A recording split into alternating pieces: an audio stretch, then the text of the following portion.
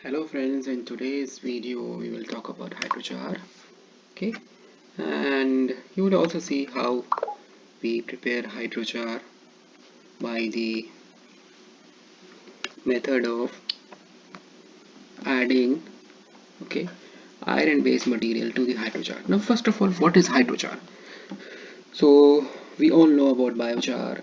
Okay, so hydrochar is basically composed of spherical microparticles with a low level of aromatic and high degree of oxygen containing functional groups, okay, which allow the material to be suitable as a template for the fabrication of metal carbon composites.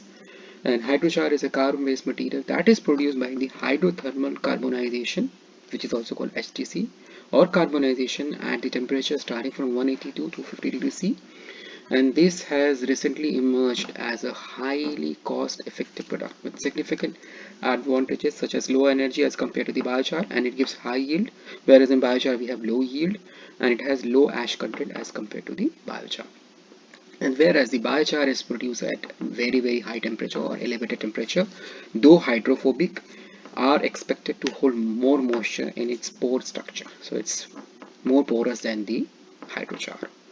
On the other side, hydrochar is slightly less hydrophobic when compared to the biochar, and the surface hydrophobicity of hydrochar decreases with increasing temperature. And also hydrochar is slightly acidic, and it has been used or revealed by a lot of researchers that it is an efficient adsorbent for pollutant. However, there is a shortcoming of hydrochar that it has limited or lower porosity and lower surface area, specific surface area, which limits its wide usage in the field of water treatment unless we, I mean, pass through the hydrochar to subject to its chemical or physical activation. In the adsorption studies, the hydrochar have been considered as low cost adsorbent. The adsorption capacity of hydrochar mainly depend on the condition of carbonization, and in hot temperature we are burning or carbonizing, and also the type of the feedstock, tea waste or something like dead palm ash. Now the topic is how we are going to add the magnetic property to the carbon based substance like hydrochar. So mainly it is done through a lot of techniques. One is the copyrolization, one is the addition of the salt like ferric chloride, ferrous sulfate to provide magnetic feature by using co-precipitation, pyrolysis or burning, or calcination. Whereas these processes have certain set drawbacks like complex stages and requiring a lot of chemicals. So we have to have alternative ways of magnetizing the biomasses in order to limit these disadvantages. Okay, shortly we will see how to do the how to make the biochar, hydrochar.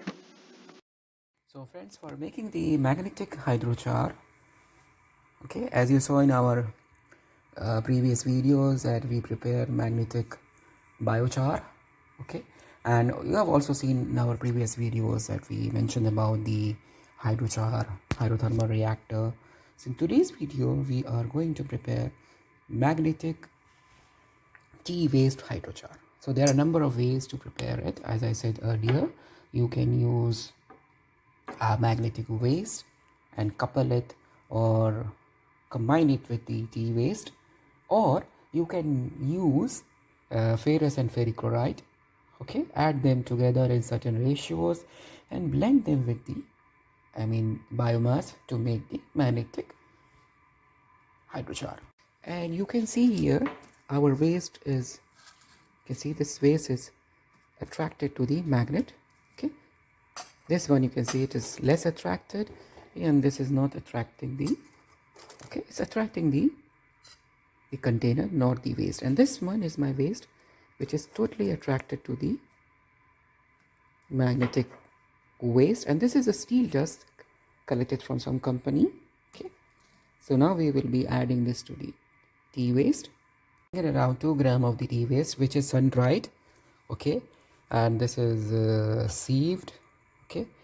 And instead of sun drying, you can dry in the oven at 50, 60 or 70 degrees C, so that you gain a constant mass. Now to this I am going to add certain amount of steel dust,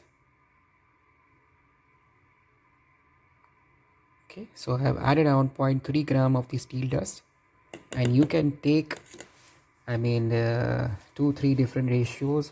Okay, you can take 2 gram of the the tea waste and add 0.3, then subsequently you can go take 0.4, 0.5, so that you can see the effect of, I mean, the magnetic material that is added to the tea waste.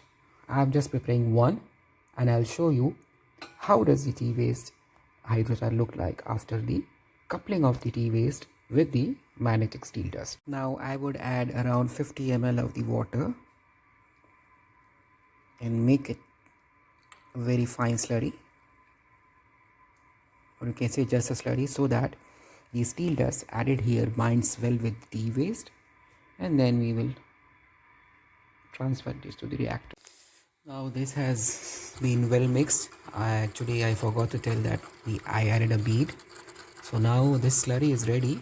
Okay, and you can do, uh, you can dry and then make powder and then again add, transfer to the autoclave reactor.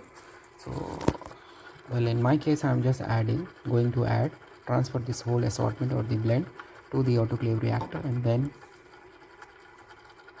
start the process. Now you can see I have transferred the whole mix to this autoclave reactor. Now I have added this whole setup inside. Okay, close it, and this is a preheated oven, so I have set it for 180, and I will continue this whole process for 24 hours, and then after 24 hours I will show you how the blend looks like, and then we will dry and then show you the final magnetic hydrochar. So now I have taken out the autoclave reactor, and then on it I will add certain amount of water. Okay, and wait till it becomes cool. Now I have transferred the blend to the beaker from the autoclave reactor after cooling. Now what I will do, I will wash this 3-4 times, okay, with the ionized water, and then I will at the end wash with acetone. Okay, because these things you have been watching in my earlier videos. Okay, then I will keep this in the oven at 70 degrees C for a couple of hours, so that the whole mixture or assortment is dry. Okay, so I will show you at the end how does the assortment look like, the magnetic hydrochar look like exactly. This is inside the oven. Now at the end, after drying, this is my normal tea waste. So you can see here there is no magnet here, and here you can see the magnetic particles are, see, they are being attracted. So this is my magnetic hydrochar. Okay, so already the magnets have attracted the iron based particles. Okay, and here there is no attraction. Okay, so this is not attracting anything, and here these are being attracted on the magnet. So this is the difference between the magnetic particles.